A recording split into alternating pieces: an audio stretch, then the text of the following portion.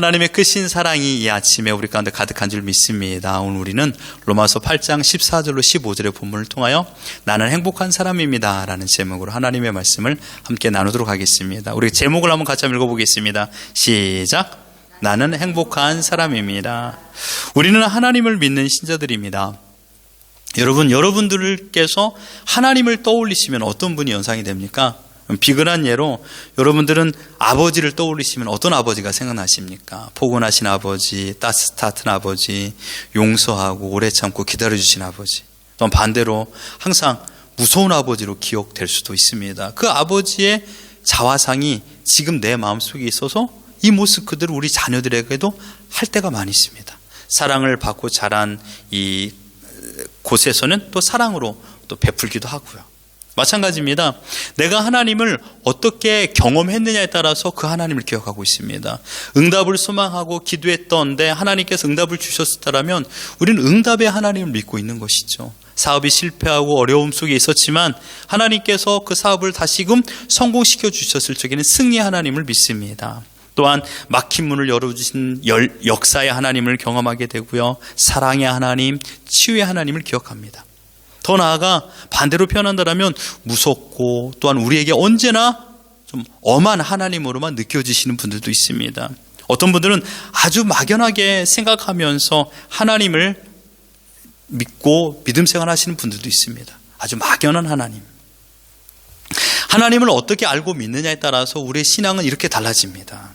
성경을 보면 하나님에 대한 칭호가 많이 나옵니다. 그 중에 가장 따뜻하고 하나님 다음에 표현된 칭호를 저는 아버지라고 말하고 싶습니다. 그리스도란 바로 하나님을 아버지로 모신 사람입니다. 따라해 볼까요? 그리스도인이란 하나님을 아버지로 모신 사람이다. 믿습니까? 하나님을 나의 아버지로 모신 사람을 그리스도인이라고 말합니다. 성경에서는 모든 사람을 하나님께서 자녀라고 말하지 않습니다. 하나님께서 친히 지명하여 자녀 삼아주신 분에게만 하나님은 아버지가 되시는 것이죠.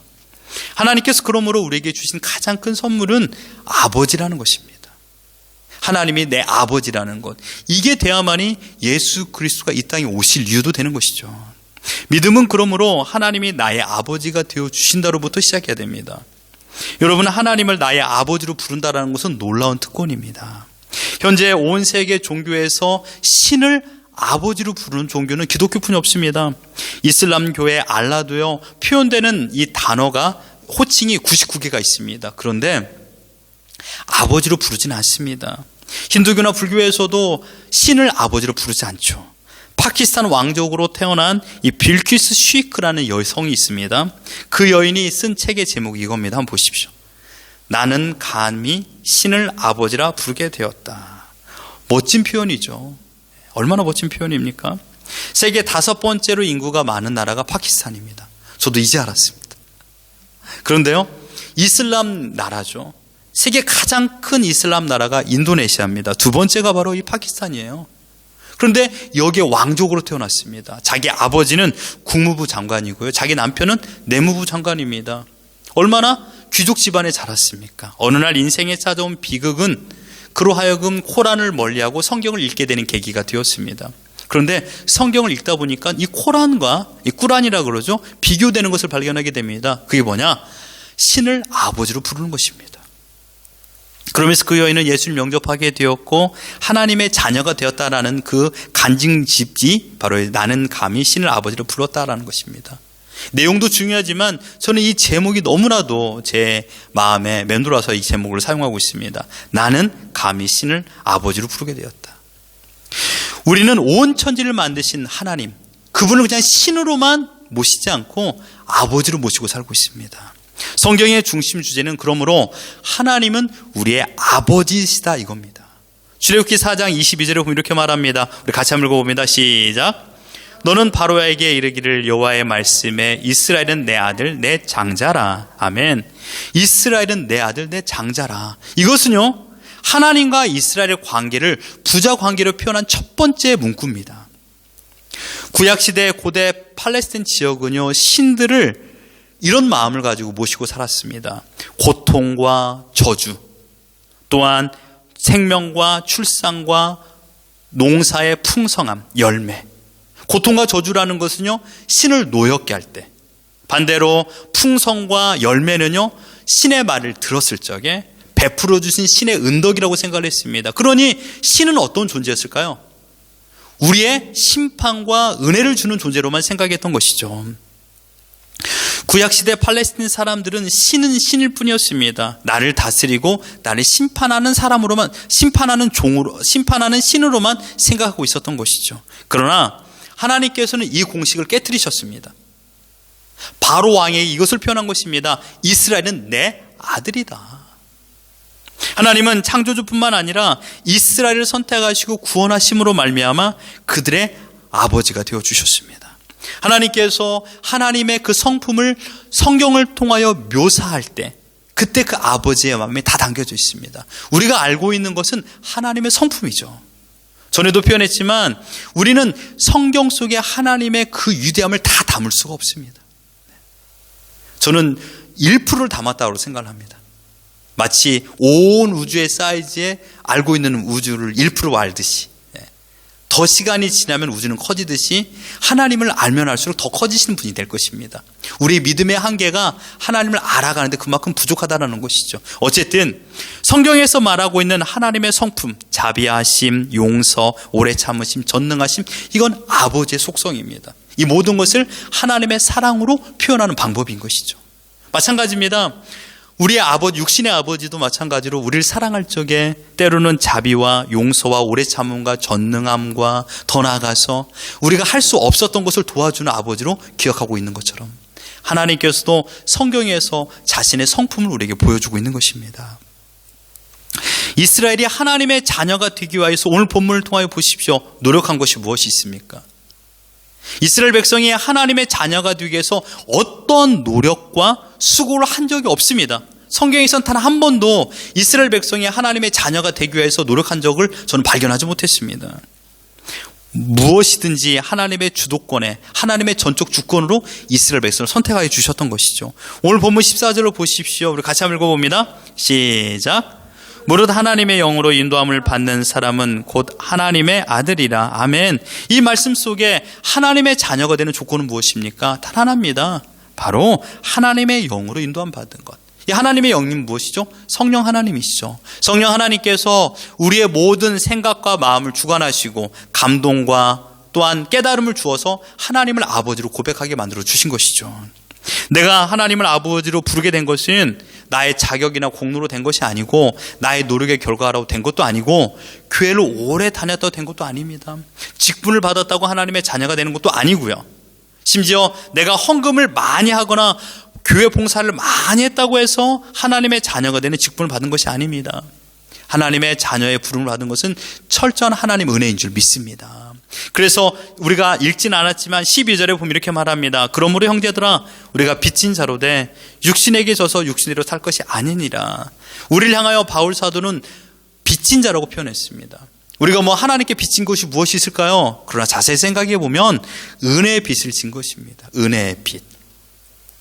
하나님께서는요 창세전에 하나님의 백성들을 선택하셨습니다. 그런데 그들이 계속적으로 하나님을 따르지 아니하고 지옥불을 향하여 걸어가는 것을 더 이상 두고 보지 아니했습니다. 그리고 하나님께서는 우리를 향한 위대한 계획을 실천하기로 결정하셨죠. 나를 위하여 죽어야 될 양을 이 땅에 보내주신 것입니다. 그게 바로 예수 그리스도시죠. 예수 그리스도께서 십자가에 죽으심으로 말미암아 우리가 죽어야 될 그 자리에서 대신 주님께서 죽으셨습니다. 십자가에서 고난과 고초와 멸시와 조롱과 찢김을 받은 것은 바로 하나님께서 죄를 그만큼 싫어하다는 것을 보여주는 증거물입니다.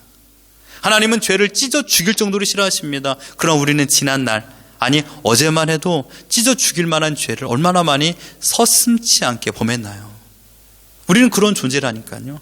그러함에도 불구하고 아버지의 사랑, 그 아버지의 사랑은 십자가로 표현되었습니다. 십자가는 곧 아버지의 사랑인 것입니다. 죽었던 아들을 살릴 수 있는 유일한 방법이 십자가였습니다.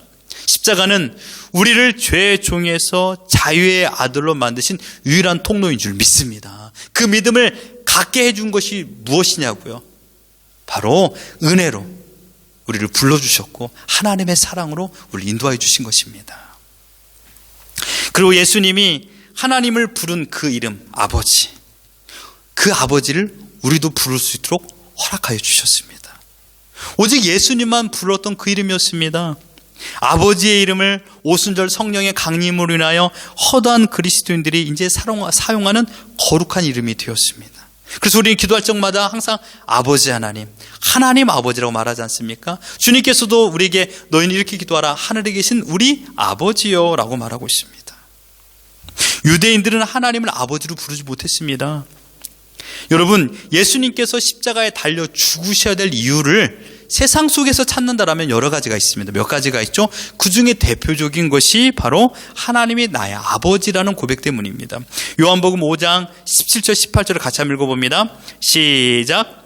예수께서 그들에게 이르시되 내 아버지께서 이제까지 일하시니 나도 일한다 하시매 유대인들이 이로 말미암아 더욱 예수를 죽이고자 하니 이는 안식일을 범한 뿐 아니라 하나님을 자기의 친아버지라 하여 라고 말하고 있습니다. 예수님께서는 하나님을 아버지라 불렀습니다.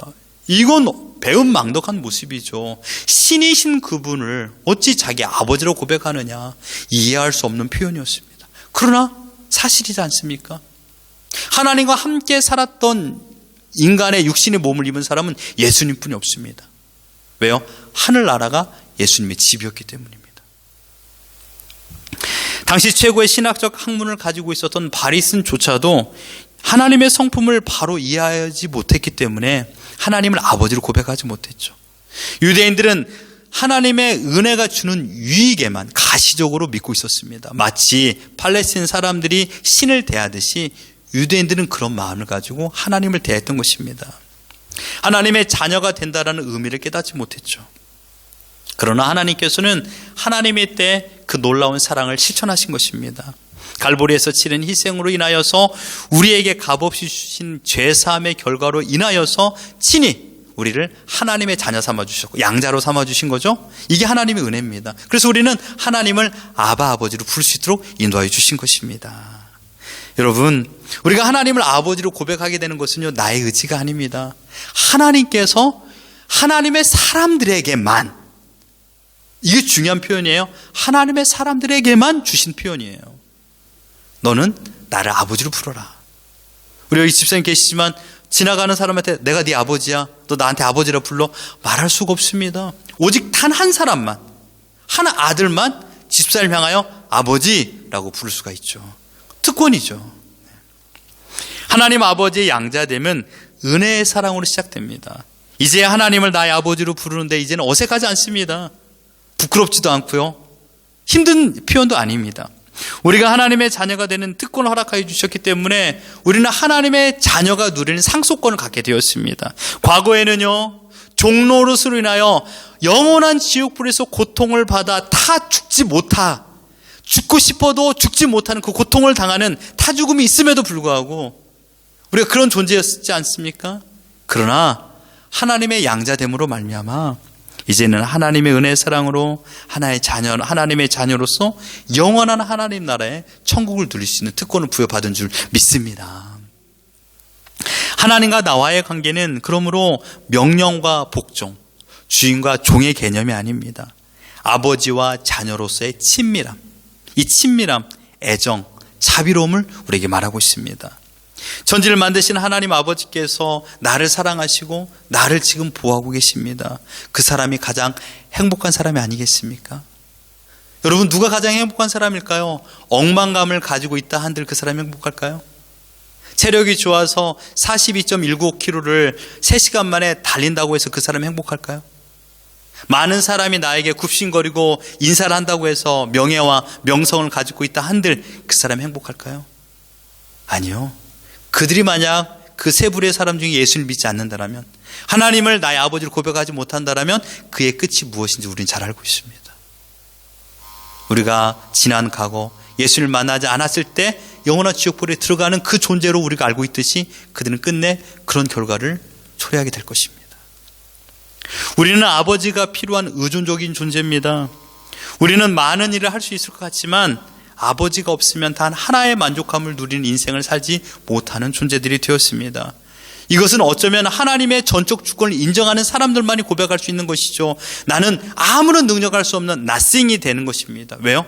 하나님의 위대함을 경험해 보았기 때문입니다. 하나님의 자비하심, 긍휼하심, 보호하심, 인도하심을 받았기 때문에 무엇이 진정한 행복이라는 것을 깨달았기 때문에 그 행복을 향하여 나의 인생에 주사위를 던질 수 있는 것입니다. 그러므로 하나님은 하늘에 계신 분으로 멈춰서는 안 됩니다. 내 곁에, 내 옆에 계신 분인 줄 믿습니다. 본문 15절을 보십시오. 그 하나님께서 우리에게 얼마나 친밀한 분이 되었는가. 15절 같이 한번 읽어봅니다. 시작. 너희는 다시 무수하는 종의 영을 받지 아니하고 양자 영을 받았으므로 우리가 아빠 아버지라고 부르짖느니라. 아멘. 오늘 본문에서 말하는 아빠라는 단어는 어린 아이가 가장 친밀하게 부를 적에, 친근하게 부를 적에 사용하는 호칭 아바라는 단어입니다. 아람어죠. 그렇기 때문에 이 아버지는 친근한 아버지, 나를 안아준 아버지입니다. 세계 어떤 종교에서도 부를 수 없는 호칭 아버지, 유대인들도 부를 수 없는 호칭 그 아버지를, 예수님만이 부를 수 있는 그 아버지라는 호칭을 우리에게 부를 수 있도록 허락해 주신 하나님이십니다. 하나님을 아버지로 부를 수 있다는 것 하나만으로도 우리는 가장 행복한 사람이 된 줄 믿습니다. 천지의 주 되신 하나님이 내 아버지세요. 나의 아픔과 슬픔과 외로움을 다 이해하신 아버지세요. 하나님은요, 홀로 우주 밖에 팔짱을 끼고 계시면서 우리를 그냥 외면하신 분이 아닙니다. 언제나 우리 곁에서 나와 함께 거하기를 원하시는 하나님입니다. 아버지라고 부를 수 있는 것은 성령님의 강권적 역사로 말미암아 우리의 눈과 귀와 마음과 생각이 바뀌었기 때문에 하나님을 아버지로 고백할 수 있는 것입니다. 하나님께서 우리에게 자신을 아빠라고 부르라고 허락하여 주신 것입니다. 그러니 하나님의 선물인 것이죠. 아들 예수만 누렸던 그 호칭, 우리도 사용할 수 있도록, 아버지로 부를 수 있도록 인도하여 주셨습니다. 그래서 우리는 하나님을 아버지로 불러가며 기도할 수 있는 것입니다. 아버지 이름으로 찬양합니다. 아버지의 이름은 그러므로 무서운 아버지가 아니라 가장 따뜻하고 사랑스러운 분의 호칭이 되어주신 것입니다. 여러분 기억나십니까? 어릴 적 사랑하는 아들이 자고 있을 때 그 아이에게 막 일하고 와가지고 막 땀 냄새도 나지만 애를 안아주고 막 턱에 막 비비면 아이가 막 자지러지지 않습니까? 근데 그 깨알 같은 웃음소리가 그리워요. 지금 저도 생각해 보면. 네. 가장 행복했던 시간이죠. 아버지의 어깨에 매달려 있는 항상 아이의 모습, 껌딱지가 되었죠. 네. 목에는 목마를 태우고 다닙니다. 얼마나 친밀합니까? 이 친밀함을 하나님께서 이사야 46장 3절과 4절을 표중 새 번역으로 이렇게 표현하고 있습니다. 우리 같이 한번 읽어봅니다. 시작. 야곱의 집안아, 이스라엘 집안의 모든 남은 자들아, 내 말을 들어라. 너희가 태어날 때부터 내가 너희를 안고 다녔고, 너희가 모태에서 나올 때부터 내가 너희를 품고 다녔다. 너희가 늙을 때까지 내가 너희를 안고 다니고, 너희가 백발이 될 때까지 내가 너희를 품고 다니겠다. 내가 너희를 지었으니 내가 너희를 품고 다니겠고, 안고 다니겠고, 또 고운하여 주겠다. 아멘. 여러분, 이 본문은 실제로 하나님을 아버지라고 표현하진 않지만은 하나님 아버지 되심을 염두하고 기록한 말씀입니다. 하나님은요, 이스라엘이 태어나는 그 순간부터 안고, 그래서 요람에서 무덤까지 이끌어 가시는 분이라고 고백하고 있습니다. 인간 아버지는요, 어떤 시점이 되면 아들을 안아줄 수가 없습니다. 왜요? 아들이 안아주는 것을 거부하기 때문입니다. 저도 제 아들을 한번 안으려면 제가 애들 앞에서 애교를 부려야 되죠. 그래, 한번 안아. 그래, 한번 안어. 이게 허락을 받아야 안을 수 있는 그런 과정이 되어버렸죠. 그런 하나님 어떤 분이십니까? 우리를 이 요람에서 무덤까지 안고 가시는 분입니다. 여러분, 우리는 우리 자녀들 케어한다고 생각해 봐요. 그러면 우리 어른들은 누가 케어해요? 벌써 성인이 된 우리들은요, 더 나아가서 백발이 된 어른들은 누가 케어할까요? 사실 가장 외로운 사람들은 어른들일 수도 있습니다. 아이는 집에 가면 자녀들은 엄마 아빠가 마음껏 사랑해 주잖아요. 우리는 누구한테 사랑을 받을까요? 오늘 본문에서 말하고 있습니다. 하나님 아버지신 줄 믿습니다. 그 하나님께서 여러분들이 백발까지, 여러분의 무덤까지 책임지신다고 약속하여 주셨습니다. 애프터 서비스가 확실하신 분이 하나님이십니다. 이사야 49장 15절을 보십시오. 여인이 어찌 그 젖먹는 자식을 잊겠으며 자기 태선한 아들을 긍휼히 여기지 않겠느냐. 그들은 혹시 잊을지라도 나는 너희를 잊지 아니할 것이다. 여러분 지금까지 살면서 여러분의 자녀를 잊은 적이 있습니까? 없습니다. 하물며 하나님께서 우리를 잊겠느냐라는 말씀을 하고 있는 것입니다. 저는 이 말씀을 믿습니다. 하나님이 나를 버리지 않고 언제나 기억하고 있다는 것을 믿습니다. 그래서 저는 행복한 사람입니다. 어떠세요? 여러분들은 행복하십니까? 인간 아버지의 사랑 무제한이라고 말하지만 얼마나 제한적인지 몰라요. 자신의 생명을 아끼지 않고 자기 자녀를 위해서 바칠 수 있는 사람들은 아버지뿐이 없습니다. 어머니뿐이 없습니다. 하루 종일 자녀를 생각하며 살아가는 우리 바보 아빠들이 얼마나 많이 있습니까? 전화 한번 하면 우리 자녀들이 어렸을 적에 아빠 빨리 와. 그 소리가 너무나 듣기 좋아가지고 또 전화합니다. 그래서 아빠 빨리 가고 있어. 얼마큼 가고 있는지 아니? 하면 아빠 빨리 와 라고 말하면 고맙죠. 감사하죠. 내가 열심히 살아야 되겠다. 나의 흐트러진 마음을 다시금 붙잡고 걸어갈 때가 많이 있습니다. 그런데 시간이 지남에 따라 나의 사업과 직장이 바빠지니 아들하고 놀아줄 시간이 없습니다. 모노폴리 한 번도 제대로 못하고요. 체스 한 번도 제대로 못하며 살아가지 않습니까? 저희 아이들이 제일 좋아하는 게임이 바로 무궁화 꽃이 피었습니다 였습니다. 그래서 집에서 무궁화 꽃이 피었습니다 하면 이제 아이들이 같이 하는 거죠. 근데 그것도 제대로 못해주는 저의 모습이죠. 얼마나 우리 인간 아버지가 아이를 사랑하지만 제한적인지 몰라요. 하지만 그 아이들을 보면서 고맙고 미안하죠. 집에 돌아와 이제 보면 잠들어 있는 아들을 보게 됩니다. 그 아이의 무릎, 엄마 어제도 아빠 무릎이 아파. 그래 성장통이야 라고 이야기하죠. 그 무릎을 붙잡고 막 주물러 줍니다. 그리고 그 아이가 자는 모습을 보면서 고맙다. 오늘 하루 열심히 살아줘서. 그리고 아이에게 손 잡고 기도해주고 사랑한다 아들아. 그 아이가 자고 있는지 안 자고 있는지 저는 모르겠습니다만은 그런 시간을 많이 보내지 않았습니까? 우리가 그런 마음을 가지고 자녀를 사랑합니다. 하물며 하나님의 사랑을 어찌 우리가 비교할 수 있겠습니까? 시편 127편 4절을 보십시오. 같이 한번 읽어봅니다. 시작. 이스라엘 지키시는 이는 졸지도 아니하시고 주무시도 아니하시리로다. 아멘. 자녀된 우리를 지키시기 위한 하나님은 전지전능하신 분이 되셨습니다. 피곤치도 아니하신 분이 되셨습니다. 우리만을 사랑하는 자식 사랑 바보 아버지가 되셨습니다. 마치 우리가 자녀를 위해서 슈퍼맨이 될 수밖에 없는 것처럼, 우리 자녀를 지키기 위해서 내가 정말 힘 있는 경찰이 될 수밖에 없는 것처럼 하나님은 나를 지키기 위하여 전지전능하신 분이 되신 것입니다. 예수님을 알기 전에는 세상에서 가장 불행한 사람이었습니다. 그러나 이제 아버지 하나님 믿음으로 말미암아 세상에서 가장 행복한 사람이 되었습니다. 성경 속의 이야기로만 듣지 마십시오. 그저 김 목사 이야기로만 듣지 마십시오. 아버지의 사랑을 느끼시길 바랍니다. 하나님 아버지의 손이 세상에서 가장 따뜻한 손인 것을 경험해 보지 않았습니까? 손바닥에 새긴 사랑입니다. 한없이 포근한 손입니다. 당자가 방탕한 삶을 마치고 돌아올 적에 아버지는 매서운 손을 내밀지 않았습니다. 가지고 나간 재산을 세마는 손이 아니었습니다. 태어날 때부터 그를 안아주었던 따뜻한 손이었습니다. 걸음마를 배웠을 적에 넘어질 적마다 잡아주었던 손이었습니다. 얼굴에 진흙으로 범벅이 되었을 때 깨끗이 씻어주는 손이었습니다. 그 손을 그 아들에게 내밀어 주었습니다. 지금도 그 손은 낮의 해와 밤의 달이 우리를 상치하도록 보호하시는 손인 줄 믿습니다. 그 손이 있기 때문에 우리 가정이 안전하고 일주일 살아간 것입니다. 이제 말씀을 다 드렸습니다. 하나님께서 아버지 되신 여러분, 우리는 행복한 존재인 줄 믿습니다. 왜냐하면 우리를 사랑하시는 아버지가 계시기 때문입니다. 저에게도 하나님은 아버지시고요, 여러분에게도 하나님은 아버지십니다. 그 하나님을 얼마큼 내가 믿느냐에 따라서 행복의 수치는 달라집니다. 저의 행복과 여러분의 행복이 누가 더 클지는 몰라요.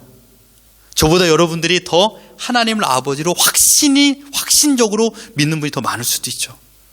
반대로 제가 여러분들보다 하나님을 더 아버지로 확신히 믿고 있는 것이 큰지 몰라요. 그 크기의 차이에 따라, 믿음의 크기의 차이에 따라 행복 수치도 달라지는 것입니다. 왜 이 행복을 뺏기십니까? 왜 이 행복을 다른 사람에게 양도하시려고 합니까? 하나님의 사랑은 무한합니다. 그 사랑을 받아 누릴 수 있는 것은 하나님을 내 아버지로 고백할 때만입니다. 우리는 그러므로 자녀, 형제, 식구가 되었습니다. 하나님의 나라를 상속할 수 있는 사람이 되었던 것입니다. 아버지의 사랑, 예수 그리스도의 피를 나눈 형제입니다. 그러므로 우리는 서로 진노의 대상이 아니요 미움의 대상이 되어서는 안 됩니다. 질투의 대상이 되어서도 안 되고 원망과 불신의 대상이 되어서도 안 돼요. 바로 하나님의 사랑을 받아 행복을 누리는 사람인 줄 믿습니다. 하나님 아버지가 누군가를 기억하십시오. 우리의 기도를 들으시고 응답하시는 분이 하나님 아버지십니다. 하나님의 아버지가 되어주셨기 때문에 우리는 하나님께 담대하게 기도할 수 있는 것입니다. 구하라, 찾으라, 두드리라 할 수 있는 사람은 누군지 아십니까? 하나님이 내 아버지라는 것을 믿는 사람만이 그 기도할 수 있는 것입니다. 하나님이 내 아버지라는 걸 믿지 못하는 사람은요, 그 기도한다 한들 하나님은 안 들어주십니다.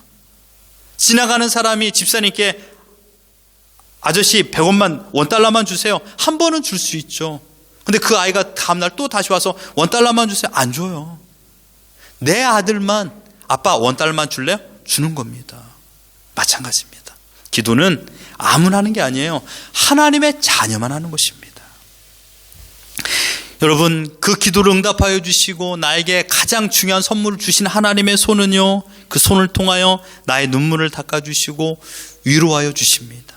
그래서 우리는 외롭지 않은 존재가 되는 것입니다. 세상에서 가장 해피하지 않은 사람, 행복하지 않은 사람의 이유가 첫 번째가 외로움이랍니다. 나는 혼자 있는 것 같다. 혼자 있는 것 같다. 우리 요즘 기성세대 남자분들이 가장 많이 말하는 거, 난 외로워 라고 한다 합니다. 어때요? 여러분 정말 외로움 속에서 정말 살고 계십니까? 외로움을 느낀다는 것은 행복하지 않는다는 얘기입니다. 그러나 하나님께서는 어떤 분이냐고요? 나를 위로하시고 나를 붙잡아 주시고 나를 사랑하시고 끝까지 인도해 주시는 동행하시는 하나님입니다. 그 하나님이 나와 함께 하시기 때문에 행복한 것입니다. 사랑 때문에 상처 있고 사랑을 찾아 헤매이지만 생명을 주는 것은 이 세상에 단 한 곳도 없습니다.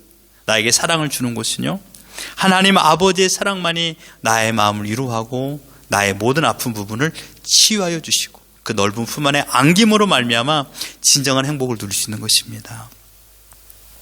아버지는 스스로 되는 것이 아닙니다. 자녀가 태어났다고 아버지가 되는 게 아니에요. 자세히 생각해 보십시오. 자녀가 아버지로 인정해 줄 때 아버지가 됩니다. 그렇죠? 네. 자녀가 아빠가 내 아버지인가? 그럼 그 사람은 아버지가 아닌 거죠. 당신이 나의 아버지입니다 라고 인정할 때 비로소 내 아버지가 되는 겁니다. 호적상 아버지가 아닌 거죠. 마찬가지입니다. 정말 여러분들이 하나님을 아버지로 고백하고 있다라면, 정말 여러분들이 하나님을 아버지로 인정하고 계십니까? 내가 믿는 하나님을 아버지로 고백하고 있습니까? 아니면 팔레스타인에 살고 있는 사람들이 대하고 있는 신처럼 대하고 있습니까? 정말 하나님이 여러분의 아버지십니까? 그렇다면 하나님을 아버지 대우해 주십시오. 무슨 말입니까? 하나님의 전적 주권을 믿고 하나님을 신뢰하고 나를 사랑하사 나를 지켜주신 분인 것을 믿으란 얘기입니다. 어찌하여 이 세상을 나 혼자 나 스스로 개척하려고 하십니까? 내가 내 가정을 왜 책임지려고 하십니까? 물론 우리는 책임져야 될 의무가 있죠. 그러나 그 힘과 지혜를 주신 분이 누구냐고요? 하나님 아버지 아닙니까? 그럼 그 하나님 아버지를 의지해야죠. 그 하나님을 의지하는 사람, 그 사람에게 하나님의 더 큰 사랑을 받게 되는 것입니다. 끝내는요, 하나님을 하나님으로 인정하는 사람이 승리합니다. 누가 행복하냐고요? 하나님을 하나님으로 인정하는 사람. 우린 이 싸움을 하는 겁니다. 그래서 성경이 있는 것이고 말씀을 듣는 것이고 기도하는 것입니다. 확신을 가져라, 이거 아니겠습니까? 명칭으로만 불리우는 하나님 아버지가 아니라 나의 인생을 책임지시고 나를 다스리시고 나를 인도하시고 아플 때 나를 위해서 울어줄 수 있는 하나님을 믿으시길 바랍니다. 우리가 자녀들이 아플 적에 이마에 손을 얹고 얼마나 많이 힘들었니라고 말하면서 그렇게 기도하지 않습니까? 마찬가지예요. 세상은요, 여러분의 아픔을 이용합니다. 그러나 하나님은요, 내가 하나님으로 고백할 적마다 그 품에 안기려고 할 때마다 아이고 잘 왔다, 많이 힘들었지? 라고 그 말 한마디 때문에 우리 마음이 팍 풀리지 않습니까? 우리는 경험해 보았어요. 우리는 하나님이 내 아버지심을 믿기 때문에 행복을 누리고 그 행복 때문에 감사하게 되고 그 감사 때문에 기쁨이 있고 그 기쁨 때문에 가정이 평안한 것입니다. 바라옵기는 아버지가 있는 자녀는요, 언제나 자신감이 넘칩니다. 어느 순간 나의 자신감이 땅바닥에 추락했습니까? 어느 순간 내가 외롭다고 느끼며 살고 있습니까? 그것은 무엇일까요? 바로 하나님을 나의 아버지라고 고백하는 고백이 사라졌기 때문입니다.